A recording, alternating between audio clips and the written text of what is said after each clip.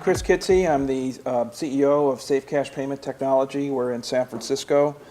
And I started in this business. I've been doing technology for, I don't know, 25 or 30 years.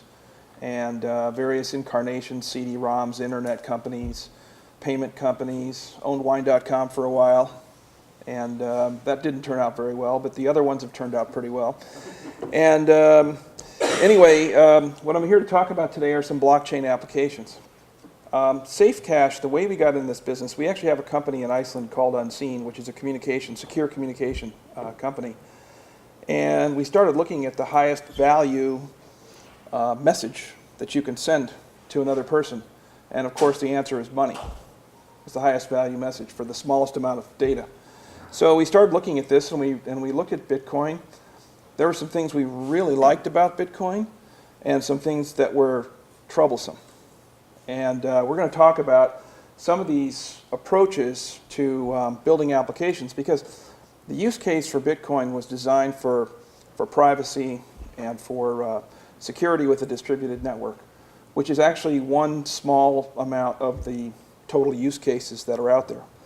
And basically, you know, if you look at it, it's got $9 billion in market cap value, which for a project started in a couple of guys' bedrooms. It's pretty awesome to have come like that. But it's got some problems. First problem, how many transactions per second can it process? Very limited. Why is it limited like that? It's because of all the hashing power that's required. The other thing we knew about Bitcoin is when we went to Iceland, the data center was literally half full, the Thor data center. It's between the airport and Reykjavik. So between Keflavik, the airport there, and Reykjavik, there's a town. And the reason why the data center is so popular in Iceland is because electricity is very cheap in Iceland. They make it from the volcano.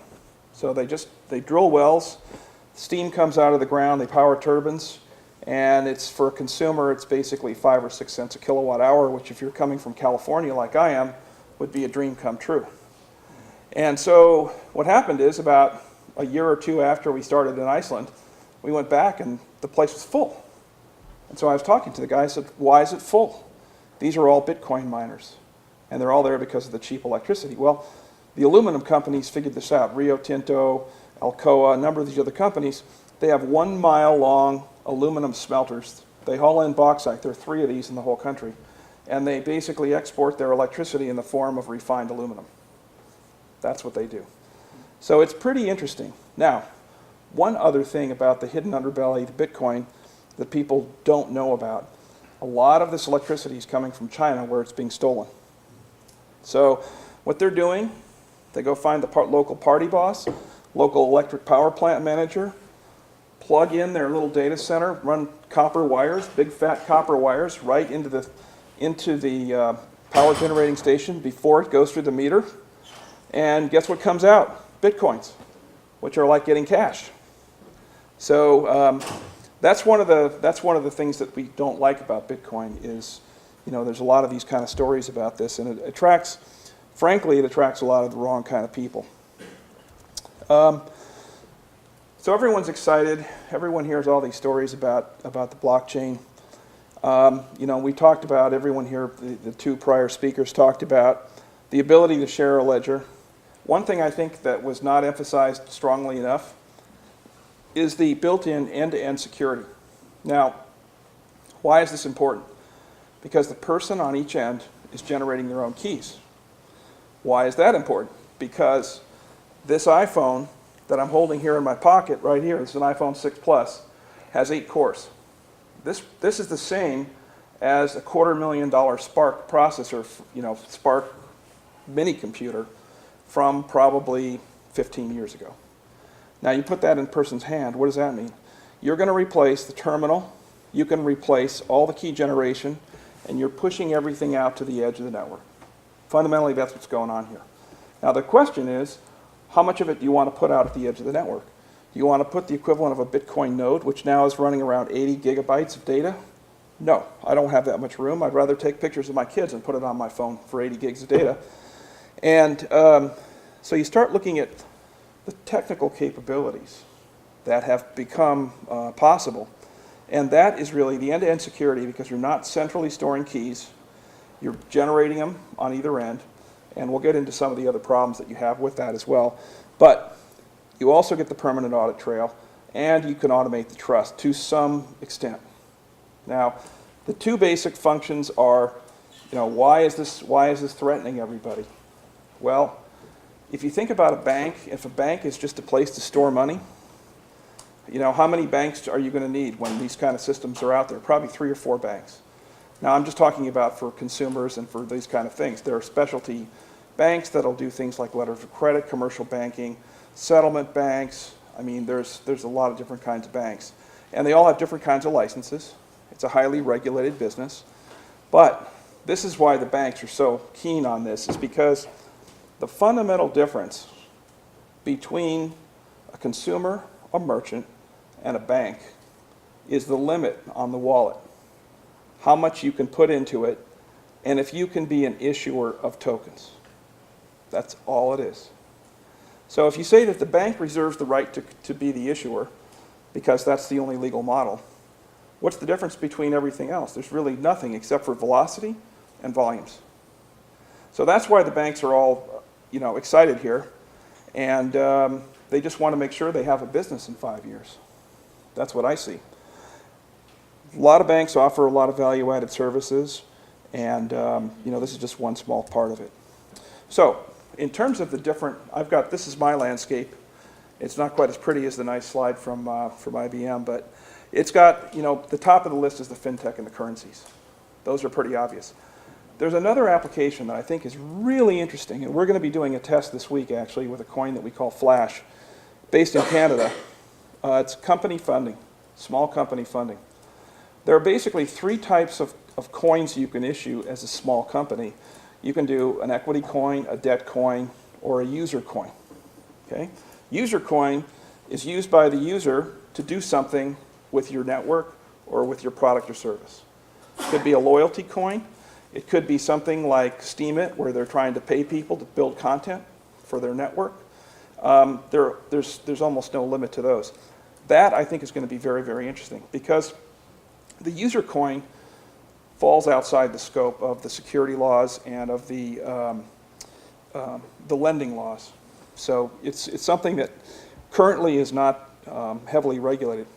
Government, talked a little bit about that in terms of the registration of property, but that's going to take a long time.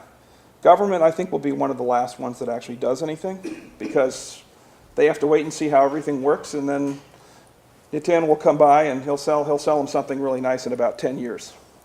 And they'll just plug it in and it'll work. Verifiable data. Okay, with that, what I consider that to be is when you have something that you want to notarize, or that you want to assure ownership. You can take a hash or something, which is all it is just distilling it down, and put it into a blockchain, and you now have a time and date stamp. And you have a cryptographically secure hash. So it's very, very difficult for someone to back that out and fake it and say, well, Nitin doesn't actually own it, I own it instead. He can prove it because he has the key that matches it. He can regenerate that hash, and the other person can't.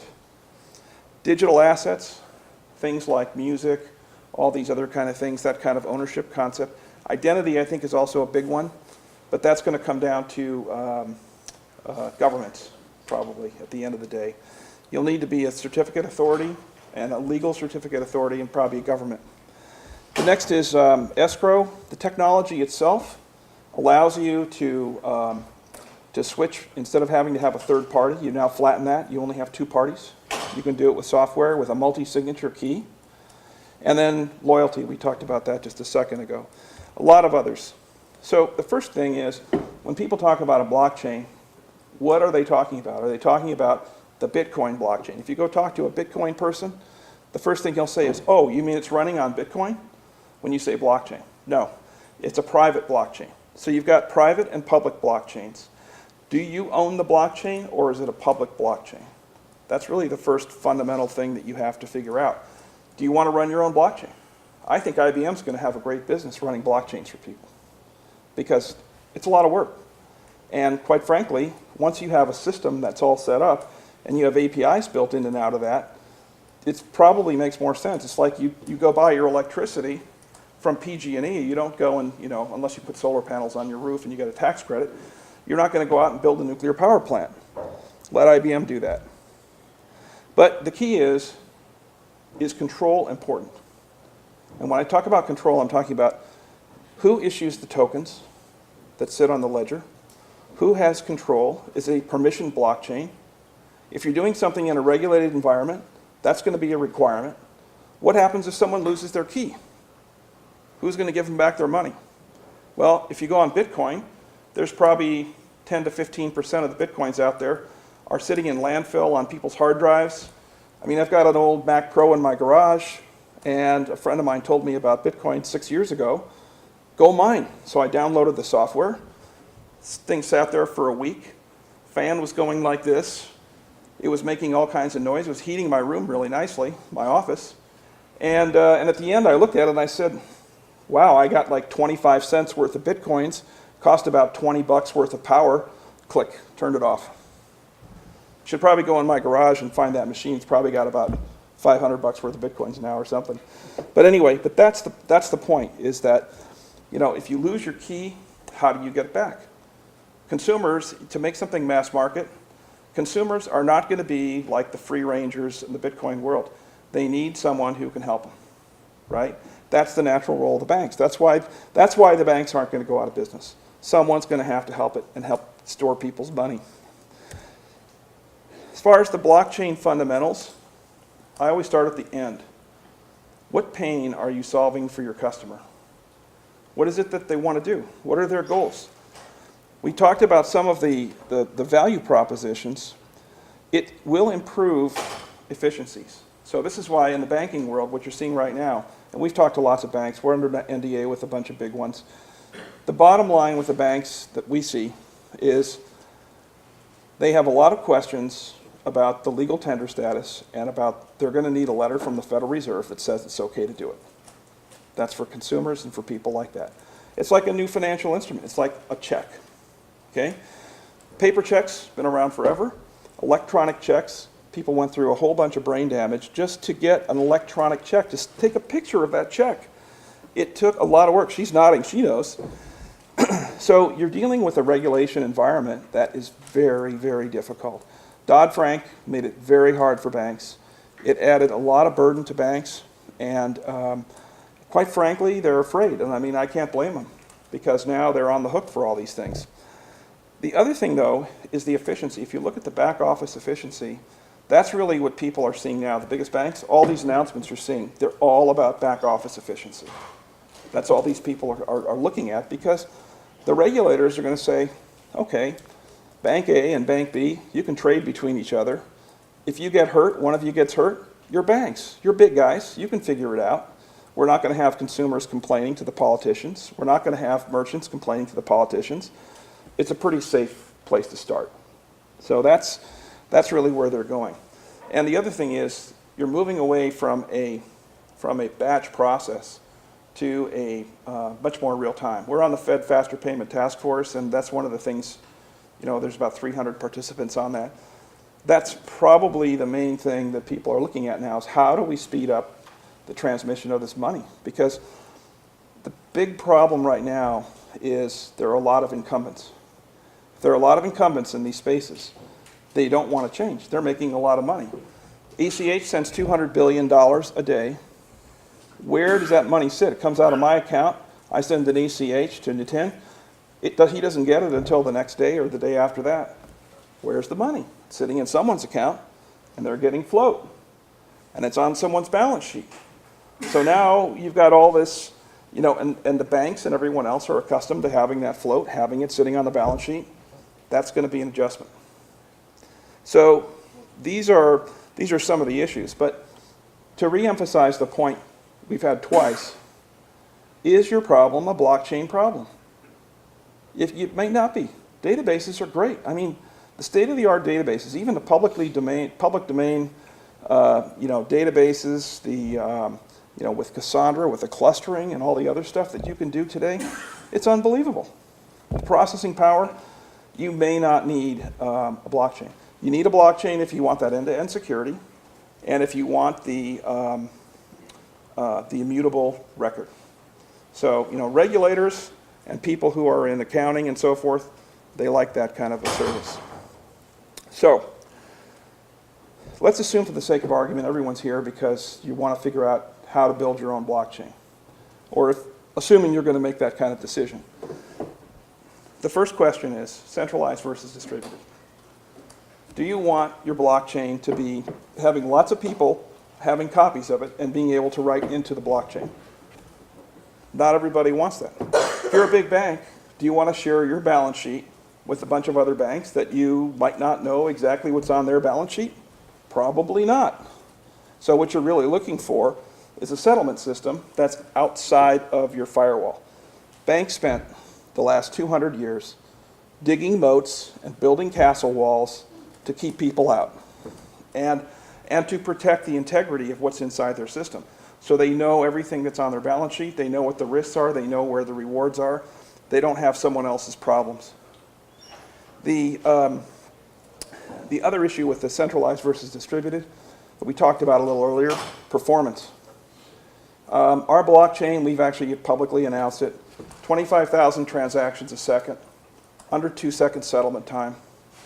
And for the application that we wanted to go after, which was consumers, you need that. Consumers are used to going to the store, pulling out their credit card, and within 5 to 10 seconds, they have their payment approved. What were those figures again, please? 25,000 transactions a second, under 2-second settlement time. We felt that was the number that we had to get to. So what we ended up doing, how do you speed up a blockchain? Well, you have to give up some things in order to get some things. You have to follow gain and loss. So what did we give up? We gave up the distribution. It's a centralized blockchain. We had something that we were building for banks that was going to be for a regulated environment. It had to be a permission blockchain. What that means, you've got your blockchain running on the bottom. It's got the end-to-end security, but on top of it, controlling the blockchain, are a series of database applications. These control things like escheat. What happens if someone leaves their coin there for 5 years? If you're a bank, it depends on the state. California, 2 or 3 years. New York, 2 or 3 years. I don't know what Illinois is. 5? There you go. 5 years. So, and that's just one little thing. And then you've got all the problems of law enforcement comes by and says, we have a problem with this person here. They stole this money or something. Bank has to go and freeze it. How do you do that with Bitcoin? Can't do it. So there are a lot of these kind of issues that you have to deal with. Then you have to look at your regulatory environment. And that actually, it turns out for banking, that's actually the hard part. It's the hardest part. The technology, we spent 2 years, other people spent a lot of time. The technology is doable. The regulations, we've got a model that the regulators have told us is fine, no problem. We've talked to a number of regulators in different countries and states. But the banks are still nervous. And, there's a good reason why. Their business is doing fine. They're trying to clean up and all the other things from 2008. They'll get to it later. And the other thing is, for them, adding another function like this, unless there's a clear benefit, so in other words, the back office, there's no question there's a big benefit there. Fraud's going to go way down. Credit card fraud, I don't know if you know this, but the U.S., 50% of the credit card fraud in the world is in the U.S. So we're leading in something. Yes? So I have a question, Chris. And if you're not allowed to share it, just tell me. But as far as, and this is actually an opportunity for you to be a little commercial on here. So with your company, you talked about a couple things that you're doing that the banks are not. Are you allowed to share, since this is a payment conference, and kind of, what do you do as a product company? What are you offering that to show your traction and use case? Right. So what we've done, we're at the point right now of doing proof of concepts. So there aren't anything. There's nothing that's live. The first thing that's going to be live will be in Canada, because it turns out that's a very good jurisdiction for doing these kind of things. People are very forward-thinking, and the laws are very favorable. So we're starting out in Canada with a loyalty product. Now, the idea behind that is get a lot of usage, really exercise the system, find a lot of those corner cases and the problems that people are having, and then we'll be ready to go to the banks. But we've been talking to banks in places like Panama. We did a proof of concept in Europe, and we're under non-disclosure. I can't tell you about some of the banks, but you know, mostly I'd say the banks are waiting in the U.S. I think the U.S. will be last in this area. We're seeing a lot of interest in Switzerland, a lot of interest from Europe, and Panama and places like that. So when you say loyalty, can you go into more detail? Sure. So the website is flashcoin.io, and you're welcome to go there, but if you're coming from the U.S., you can't use it, unfortunately. Two of our payment attorneys said, nope, even if you give things away, you shouldn't do it in the U.S. So because we're law-abiding, we're putting up a wall there, and we're saying you can't do it. It's just, I was explaining it to my wife. She's like, you've got to be kidding me. Why can't you can't even give something away for free? I said, that's right, we can't.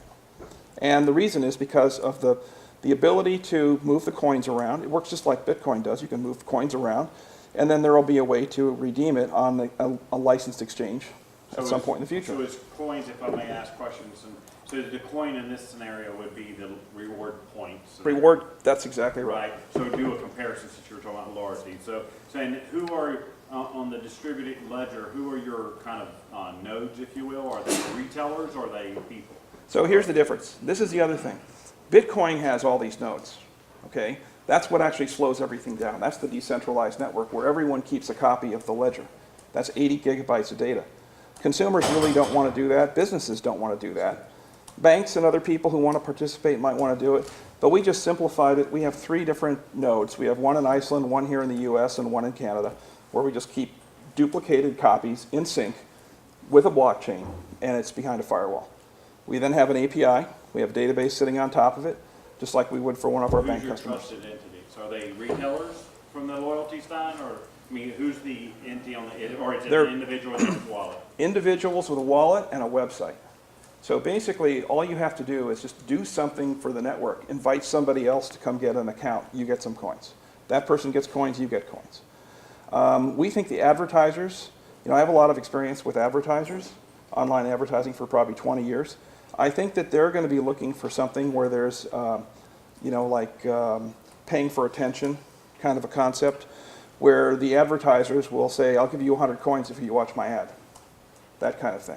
And you can put that, as soon as you can put that into an ad network, you have a lot of things you can do. Now, why are we doing this Flashcoin? It's because people get a wallet. They get used to it. They see how it operates. Most people, if you talk to them about Bitcoin, they've all heard about Bitcoin. They've never had a Bitcoin, right? It's kind of like a gold coin. I don't know if you ever handled a gold coin to somebody. Oh, it's so heavy. They've never had a gold coin in their hand before. We put 2 kilobars in Iceland of gold just as a test. How hard is it to move gold around to do a gold-backed product? And the woman she's 65, she's running the warehouse, very trustworthy person. Can I hold these bars? And I said, sure. So she held them in her hand and she said, wow, they're so soft and warm. And that's the kind of thing we want people to have, this feeling of what's it like to get some of these coins, how does it function, get them comfortable, and then what we're going to do is we'll take those people, they're now qualified because they have a wallet, to go to a bank. And you get the bank to now, with millions of these people, presumably, the bank will then have a customer acquisition vehicle. That all has to be done by a bank. So that's our model, is to help our partners to acquire customers this way. That's the loyalty. Yep. So the next thing that we always look at is the funds flow. Where are the coins going? Where's the money going? Follow the money. So when I sit down with banks, they always say, okay, what's the funds flow? And I just pull out a drawing. It starts here with this person. They put in money in the system. The money goes and sits in the bank account. The tokens then circulate. If they want to withdraw, they redeem the tokens, and they take the money out of the bank. It's a very simple system. So that's just one example. But this is what you have to do with your application. Follow the flow all the way through and identify who exactly does what, how is it done, when is it done, do you have all the technology to do all these things? What are the technical roadblocks that you're going to run into? It's a very fast way to identify all this stuff. Most importantly, you can look at that economic model and figure out where the money is. What point do you charge? Will people pay for it? Do people already pay for it? Are you saving them money? These are all really good questions you have to ask yourself. And then the last thing there is the identifying the regulatory compliance, which I probably should have put first. Distribution models. How do you want to distribute your blockchain? Do you want to have partners? Do you want to just run it yourself? Is it just some kind of in-house thing that you're going to run? And so the advantage of expanding your distribution is, then the internet is really good at this. You get lower acquisition cost and you get more leverage. That's the key.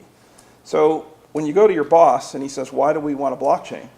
It's because we can build a system that will lower our operating costs, have greater efficiency, greater security, and our customer acquisition costs are lower. And here's how we're going to acquire customers and how we're going to retain the customers that we have right now. Every boss wants to hear that. Now, the other thing is, do you want to have an API? Do you want to support developers? Some people don't want to support developers. They just want to do everything themselves. Other people want to open it up. What part do you open? You may open reading. You may not open writing to the blockchain. And private label, do you need to have a wallet that's skinned with different brands? Is it a white label where you take it to somebody and they can go do whatever they want to? And then the revenue splits. In the payments business, it's very much like the acquiring, merchant acquirers and the card issuers. Very much the same kind of a model. You can build that with a blockchain. And then the last part is if you decide you're having like a private coin, we saw the list of all these different coins that are out there. Are you going to list it on an exchange? Is that something you want to do? There are legal and compliance issues that go with that, so you have to be careful. Now, here's a question. Which is easier to get, a machine gun or a New York money transmitter license? Okay, everybody who's in here from the payments world knows that the machine gun is much easier to get, and you probably will have more fun with it too.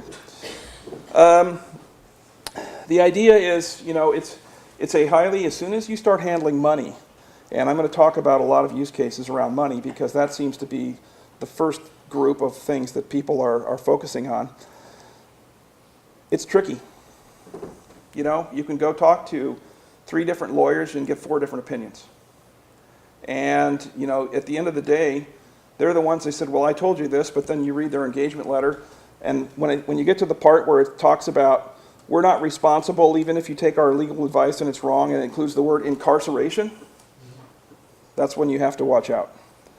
So this is a very, very important point, is, if you're a bank, you have a license. But the question is, you have a license to do what? Each bank's charter is different. The regulators have approved different things. It's not as simple as, I'll just go get a bank license and open up my umbrella. It all has to get approved. You have to have a regulator review it. Depends on the state that you're in. Is it a national charter? There's a lot of things. So here are the things that we look at. And the reason I put this in here is because even if you don't think you are doing something that involves money, regulators might think you do. Okay? So the first question is, are you holding funds for somebody else? It's pretty interesting. I hear all these things of people saying, well, I'm going to issue these blockchain tokens, and then they're going to send me money, and then they're going to play around with these tokens, and then at some point I'll send them back their money. I said, so you're holding their money for them. You need a money transmitter license. And most people think, well, I don't need that. I'm not transmitting money. I'm holding it. You need it. Do you exchange value in any way? Is it exchangeable for fiat currency? So the in-game tokens, World of Warcraft, these kind of things where they sell these tokens for the games, those are a very interesting business model. It's actually really turbocharged the revenue model for the game companies. And this is something I would seriously look at for all of your business. There may be a way, and it's like the loyalty, where you can generate more usage of your current products and services with this kind of token system. Very, very important. But the next question, the Howey test. Is it a security? Did you exchange it for money? Is it something that there's an expectation of a profit return? There's a number of other questions that go with that. go talk to the lawyers about it. And then each state and country, it's all different. Some places hate this stuff. Other places, they're open arms. Switzerland, very open. US, very, very difficult. If you want to get money transmitter licenses in 48 states and regions, $10 million bucks. So in other words, in order to even try your business, it's a $10 million ticket just to do it. You may be able to find a bank, but most banks won't do it unless you have the license. So it's really, Canada, we can do it for $30,000. That's why we're in Canada. We're a startup company. So unfortunately, that's what's happening in the US, is that we're basically kicking out people like me and sending them somewhere else. The next point is, who is in control of the blockchain and keys? Where's your blockchain hosted? If you're doing any kind of banking product, got to be in the bank data center under their lock and key. Banks got to control everything. That's how it works with the regulators. So you have to do that and do the legal review first. So I had a crowdfunder user coin, but what I think I'm going to do is just have anyone here put their hand up and just say, I have this kind of application, and we'll just run through some of the questions that might help you. So who's got an application they want to talk about? No one wants to talk about it. Okay. Well, here's one. We'll skip to number 2. It's an e-money virtual cash type of product. So the first question is what we did. This is a model that we've built for SafeCash. It's a private blockchain, so it has all the performance characteristics that we talked about. You'll need MSB or an MTL licenses, depending on your country and whatever. You need a bank that will support the payment company, so you have to have a bank account because you're storing money. Where are you going to put your money? You don't have a barrel with dollar bills. People are going to send you wires, ACH, credit card payments. You need a place to put it. That's called a bank. And so you need a bank, and the bank's not going to give you an account unless they like to handle payment companies. It turns out there are about half a dozen of those banks left in the US, so your list is pretty short in the US. You have to get regulator approval. So you got to go and talk to the regulators beforehand. Before you go talk to the bank, go talk to the regulator. And then the regulator will say, oh, this is what happened to us in Panama. And the regulator said, first question she asked, are you doing this yourself with a money transmission license or doing it inside the bank? We said, we're inside the bank. Okay, we can keep talking. So the regulators have their own ideas of how they want to do things. And you're not going to get anything past the regulators. They're going to say either stop it right now, go to jail, do not pass go, or here's your license to go and talk to this bank. So she said, go talk to this bank. And it turned out it was a bank we'd already talked to. They had talked to them about the same thing. So now that's probably a likely proof of concept we'll have in Panama soon. How do you support the partners and the splits, fee splits? Because at the end of the day, the only reason people do things is to make money. Blockchains are sexy and they're nice and everything, but you have to make money. Last 2 points, KYC and AML. When you're inside the banking world, you just have to live and die with that, because KYC is know your customer, AML is anti-money laundering. And you'd be surprised, anti-money laundering will hit anything where you've got any kind of value, any kind of aggregation, and then there's a way to cash out in some way, you'll have an AML problem. You have to deal with all those things up front. Probably need a compliance officer, someone inside who's watching all those things. And then if there's an exchange listing for the token. Here's another example, product registration. And this is something I think is a really, really good idea. You could just use the Bitcoin blockchain, it's public, and users pay a small amount of Bitcoin. The reg key is added to the Bitcoin blockchain as a hash. Periodically, you're sending a transaction whenever there's a key to register. You send it, you batch them up if you can. You send it to the blockchain, and then you have widgets that can go query the blockchain, and you can see who the owner is based on this hash. So you can do revenue splits for traffic and distribution. This is a model that doesn't require any kind of license, and it's something that some kid could build in his bedroom in probably 2 weeks. So these are the kind of things that, and then exchange listing for tokens. And this is the kind of thing I'm hearing stories about out in San Francisco. All these kids, these high school and college kids, dropped out of college or whatever, and these guys are making 10, 20, 50 grand a week on these kind of things. I mean, it's real money, because now it's a big business. And it's not like the early days of Bitcoin where people were just the enthusiasts. I mean, you're attracting, the criminal element, but you're also attracting IBM. So when you start getting IBM's attention, there's a real business. We have nothing to do with Bitcoins. We have no point of view with Bitcoins. We don't have any enterprise asset that with Bitcoin. It doesn't have Bitcoin anyway, in that fashion. So we have absolutely zero interest in Bitcoin. That's the right answer. If you want to talk to a bank, you don't do anything with Bitcoin. That's correct. They're two different worlds. So anyway, if there are questions, I'm happy to take them. That's basically it. Good luck with your applications. And if you have any questions, there's my email address. I'm not going to try and sell you something. I'll honestly answer your questions. Of course, if you want to buy something, I'll try and sell it to you. But thank you for your time. Great. Thank you, Chris.